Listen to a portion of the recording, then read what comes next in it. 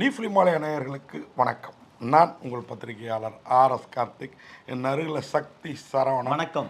நாங்கள் ரெண்டு பேரும் இந்த வாரம் வெளியாகி இருக்கிற இந்த நமது விமர்சன விவாதம் பகுதியில் பார்க்க இருக்கிற படம் மிலாதுன் நபி. மிலாதுன் நபி.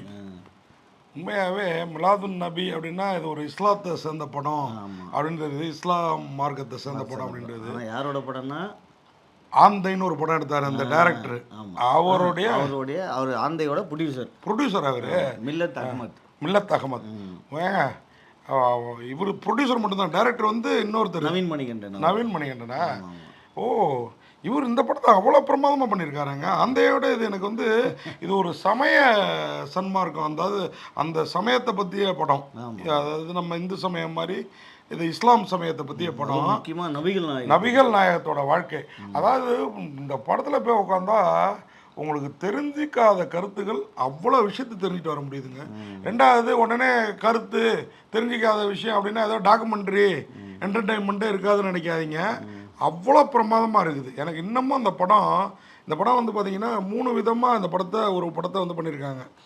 அதாவது கொஞ்ச நேரம் ஏஐ தொழில்நுட்பத்தில், அப்புறம் பாடல்களாக ஒரு 10 பாடல்கள், அப்புறம் இந்த மார்க்கவாதிகள் சமயம், இந்த இஸ்லாத்து மார்க்கவாதிகள் தலைவர்கள் வந்து ஒரு 3-4 பேர் பேசுகிறாங்க. இது எல்லாமே நபிகள் நாயகம் யாரு, எப்படி தோன்றினாரு, அவருக்கு மதினாவில் கிடைச்ச மரியாதை என்ன, மக்காவில் கிடைச்ச அவமரியாதை என்ன, அவர் பிறந்த ஊர் மக்கா, அங்கிருந்து அவர் துரத்தப்படுறாரு, கல்லால் அடிச்சு மதினாவுக்கு போறாரு, அங்க வரவேற்கிறாங்க. மதினா மக்களையே காலி பண்ணணும்னு நினைக்கிறாங்க. இன்னைக்கு மக்காவும் மதினாவும் நமக்கு புனித ஸ்தலம், நமக்கு மீன்ஸ் இஸ்லாமிய சேர்ந்தவர்களுக்கு. நான் வந்து இந்த படம் பார்க்குறப்போ என்னடா இஸ்லாமை பற்றி மிலாதுன் நபின்னு டைட்டில்லே இருக்கு, அப்படிதான் இருக்கு. சரி, பத்திரிகையாளர்னால பார்ப்போம் அப்படின்னு போய் உட்காந்தா பார்க்க எனக்கு பிடிச்சி போச்சுங்க. எப்படி நம்ம மதத்துக்கு அருமை பெருமைகள்லாம் அவ்வளோ இருக்கோ, அதே மாதிரி இவங்க மதத்தில் உள்ள அருமை பெருமைகளை, அதுலேயும் நபிகள் நாயகம் பார்த்தீங்கன்னா அங்கே பைபிள் எப்படி இருக்கோ அந்த விஷயங்கள், அந்த மாதிரி திருக்குறானில் உள்ள விஷயங்களை வச்சு தெளிவாக இந்த மாதிரி யாருமே படம் இருக்கு. அவர் காரைக்காலை சேர்ந்தவர். அவர் பேர் மில்லத் அகமது. எத்தனை இறை தூதர்கள் வந்தாங்க, அவர் பேர் என்ன, நபிகள் நாயகத்துக்கு முன்னாடி எத்தனை இறை தூதர்கள், நபிகள் நாயகத்துக்கு அப்புறம் எத்தனை, இது வரைக்கும் மொத்தமாக உலகத்தில் 1,25,000 இறை தூதர்கள் வந்திருக்காங்களாம். அதில் ஒரு 25 இறை தூதர்கள் தான் இந்த இஸ்லாத்தில் வந்து ரொம்ப ஃபேமஸானவங்க. அதுலேயும் முக்கியமாக நபிகள் நாயகம் தான் பார்த்தீங்கன்னா ஒரு ஃபோட்டோ அவர் ஃபோட்டோ கிடையாது, இதுலேயும் ஃபோட்டோ கிடையாது, யாரும் அவர் வரைய விடல. ஆனால் உண்மையிலே நம்ம சொன்ன மாதிரி என்னென்னா, எவ்வளோ இன்னைக்கு இருக்கிற நம்ம பெரியார் அம்பேத்கர்லாம் வந்து சட்டம் எழுதினார், பெரியார் கருத்து சொன்னார்னா அப்போவே அவர் என்னென்ன சொல்லியிருக்காரு பாருங்க. அதுதாங்க லஞ்சம் வாங்கக்கூடாது, அவ்வளோ ஆச்சரியமாக இருந்தது. அவர் சூதாடக்கூடாது, விபச்சாரம் செய்யக்கூடாது, மது அருந்தக்கூடாது. இப்படி ஒரு மார்க்கத்துக்கு வழிகாட்டி மறைந்த அவருடைய ஒரு உருவம் கூட கிடையாது. ஏன்னா நீங்க உருவ வழிபாடு பண்ணிடக்கூடாதுங்கிறது. இப்போ நம்ம ஆளுக்கு போஸ்டர் ஒட்டி தலைவரே எங்கள் தெய்வமே அப்படின்லாம் போடுறோம் இல்லையா, இது எதுவுமே கூடாதுன்னா அப்படி ஒரு மனிதன் வாழ்ந்து மறைந்திருக்கிறாப்புல. மறையில அவர் புகழும் அவருடைய ஒரு பரப்பிய மதமும் உலகளவில் பெரிய லெவலில் இன்னைக்கு பலராலும் இது பண்ற படம். உலகம் ஃபுல்லா அந்த மசூதியை காமிக்கிறாங்க, எவ்வளவு அருமையா இருந்தது. எல்லா ஊர் மசூதியும் மக்கா மதினால, பர்மா, மியான்மர், இலங்கை, மலேசியா, சிங்கப்பூர், அமெரிக்கா, லண்டன், எல்லா ஊர்லயும், சுவிட்சர்லாந்துல இருந்து எல்லா ஊர் மசூதிகளையும் காமிக்கிறது. ஏஐ தொழில்நுட்பத்தில் இந்த படம் மொத்தத்தையும் படம் பிடிச்சிருக்கிறது. உண்மையாவே அவரு நம்ம இயக்குனர் தயாரிப்பாளர் பர்சனலாவும் பேசியிருக்காங்க. அது பார்த்தீங்களா, அது ரொம்ப பொண்டாட்டி அவருக்கு. அதுதான் எனக்கு அது தேவையில்லையோன்னு தோணுச்சு. அப்புறம் இல்லை, அது என்னன்னா அந்த விஷயம், நபிகள் நாயகத்துக்கு இத்தனை மனைவிகள் இருந்தும் அது ஏன் இப்போ இஸ்லாத்தில் பார்த்தீங்கன்னா 4 கல்யாணம் பண்ணலாம், அது பண்ணக்கூடாதுன்னு சொல்லி வராங்க. நபிகள் நாயகம் ஏன் 11 கல்யாணம் பண்ணாரு, ஏன் 6 வயது சிறுமியை கல்யாணம் பண்ணாரு அப்படிங்கிறதுக்கெல்லாம் விளக்கம் இருக்குது. நீங்க அதை பண்ணிடாதீங்க. அன்றைய காலகட்டம் வந்து ஒரு மனைவி இறந்தா பண்றது, மனைவி நோய்வாய்ப்பட்டு இருந்தா அவங்களுக்கு உதவி செய்யறதுக்கு பணிவிடை பண்ணா ஒருத்தவங்களை பண்றது, இதெல்லாம் இருக்குது. இன்னைக்கு வந்து நபிகள் நாயகமே அதை ஏத்துக்க மாட்டாரு. ஏன் அப்படின்னா இன்னைக்கு காலச்சூழல் வேற.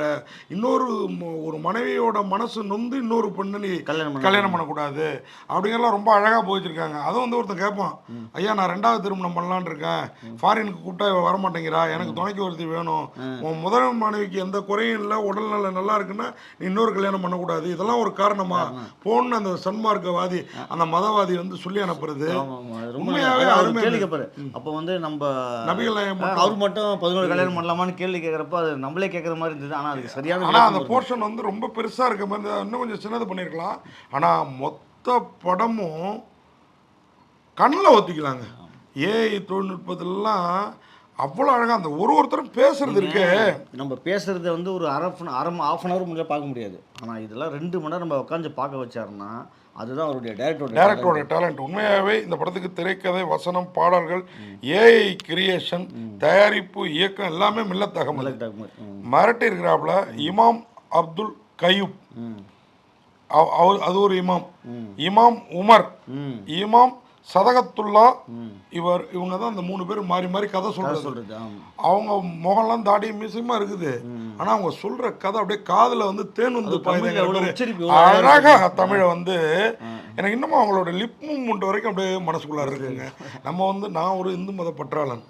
ஆனா இஸ்லாத் இது இந்த படம் பார்த்ததுக்கு அப்புறம் பெரிய மரியாதை வந்துருச்சு. நம்ம சார்ந்திருக்கிற மதம் நமக்கு வசதி அப்படின்னு அதையும் சொல்றாங்க பாத்தீங்களா. அவரவருக்கு அவரவர் சார்ந்திருக்கிற மதம் வந்து வசதி. அதை வந்து அதனால அவங்கள வந்து நோகடிக்காதீங்க, அவங்கள இது பண்ணாதீங்க அப்படின்னு இஸ்லாமியர்களுக்கு சொல்றாங்க. ரொம்ப பிரமாதமா இருந்தது. அது மாதிரி இந்த படத்துக்கு வந்து பாடல்கள் மூலம் கதை சொல்றது. ஃபர்ஸ்ட் வந்து இந்த இமாம் மூலம் கதை சொல்றாங்க. அடுத்து பாடல்கள் அருமையான பாடல்கள்ங்க. அதுல வந்து 10 பாட்டு இருக்கு படத்துல. இன்ட்ரோலுக்கு முன்னாடி 5 பாட்டு, இன்ட்ரோலுக்கு அப்புறம் 5 பாட்டு. 2 மணி நேரம் படம் தான். ஆனா அருமையான பாடல்கள் எல்லாமே நபியே அந்த கதையோட்டத்தோட உள்ள பாடல்கள். கதையை அந்த பாடல்கள் வழியா சொல்றாங்க. பாடல்கள் நாகூர் ஹனிபா அவருடைய மகன் நௌஷத். நாகூர் ஹனிபா இல்ல, நௌஷத். நாகூர் ஹனிபா வயசு அவ்வளவு பிரமாதம், பையன் வயசும் மிரட்டி இருக்காப்ல. பாடகர் சாகுல் ஹமீது, தம்பி சம்சுதீன், யூடியூப்கள் ரஹீமா.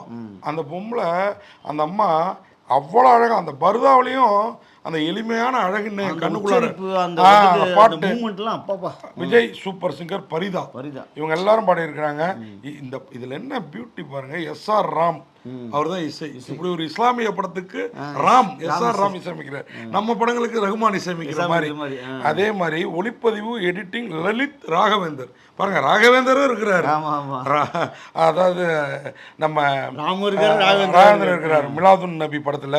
அதே மாதிரி இந்த படத்துக்கு திரைக்கதை, வசனம், பாடல்கள், ஏஐ கிரியேஷன் பண்ண மில்லத் அகமது, இயக்கம், தயாரிப்பு எல்லாமே அவர் தான். இந்த படத்துல ஒரு 2 பாட்டு, அதாவது அழகான அழகுதானம்மா, அன்பான அன்புதானம்மா, அண்ணல் நபி அப்படின்னு ஒரு பாட்டு. இன்னொரு பாட்டு ஹபிபி யார் சூழுல்லா. எனக்கு இப்போ இல்லைங்க, நம்ம மதம், நம்ம மணி ஓசை, சர்ச்சு மணி ஓசை, இது எல்லாத்துக்கும் மேலே இந்த காலையில் பாங்கு ஒலிக்கும் பாருங்க 5 மணிக்கு. அதுதான் ஒரு இனம் புரியாத நம்ம மனசு கவலையெல்லாம் பறந்து போகிற ஒரு ஃபீலிங் தருங்க. நீங்கள் வந்து இந்த ஐஸ் ஹவுஸு இப்போ எல்லா இடத்துலையும் மசூதி இருக்குது. நீங்கள் 5 மணிக்கு நிசப்தமான அந்த சூழல்லாம் அந்த ரம்மியமாக இருக்கும். நம்ம மாரியம்மன் கோயிலில் போட்டு அடிக்கிற மாதிரி கிடையாது. அப்படியே காதோட வந்து அப்படி இணையிறது அவ்வளோ பிரமாதமாக இருக்கும். அது மாதிரி அன்று திறந்தது ஒரு வாசல், இன்று திறக்குது பல வாசல், அழைக்குது பள்ளி வாசல், அல்லாஹ் அக்பர். இப்படி ஒரு பாட்டும் பெருமானார் சொன்னார்கள் சென்றார்கள்னு ஒரு பாட்டு. அப்பா மக்கத்து மாணிக்கமே மனித புனிரையா. அந்த எழுதுன மக்கத்துனா மக்காவோட மாணிக்கம். ஐயோ வைகரை போட்டிடும் நபியே. இப்படி ஒரு பாடல்களும் இறைவன் அந்த விஷயங்கள், சூரியன், சந்திரன், பறவை, விலங்கு இதெல்லாம் தோன்றி மனிதனை கடைசியா படைச்சாரு. ஏன் படைச்சாரு?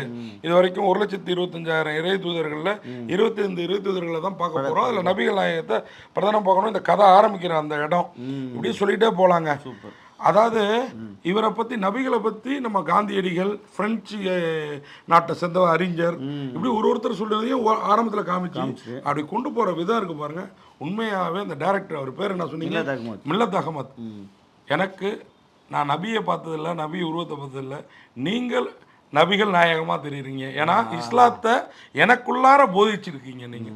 நான் வந்து நம்ம கடவுள் தான் வசதி, நம்ம மதம் மாதிரி எதுக்கும் ஒரு பாரம்பரியம் கிடையாது அப்படின்னு நினைச்சேன். இஸ்லாத்தோட பாரம்பரியத்தை ரொம்ப உங்க மேலே ஒரு மரியாதை வந்துருச்சு.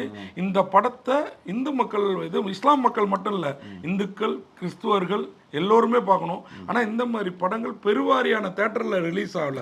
ஒரு ஏரியாவில் மட்டும் இப்போ திருநெல்வேலி, மதுரை அந்த மாதிரி பண்ணியிருக்காரு ராமநாதபுரம்ட்டு.